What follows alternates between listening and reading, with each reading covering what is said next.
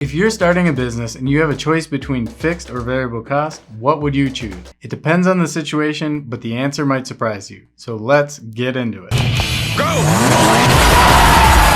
First, let's define the terms. What are fixed costs? Fixed costs are costs that must be paid no matter how many goods are sold.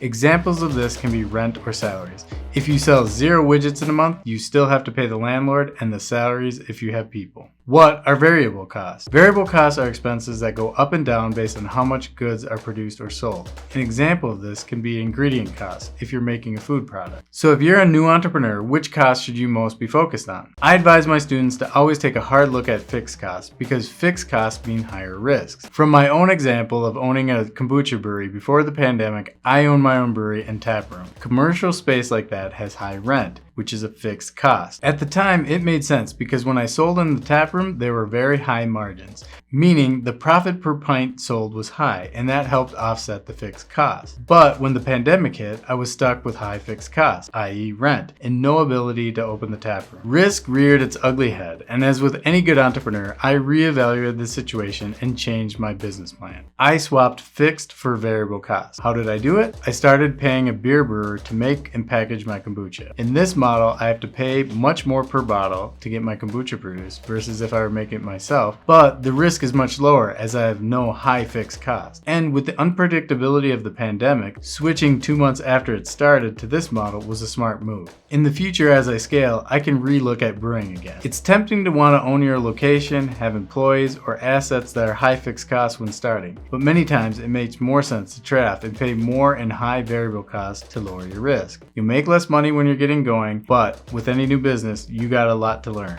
That's it for today. If you're interested in entrepreneurship tips and tricks, like, subscribe, and ring the bell to be the next to know when the new video drops. I'll see you in the next vid. Ciao.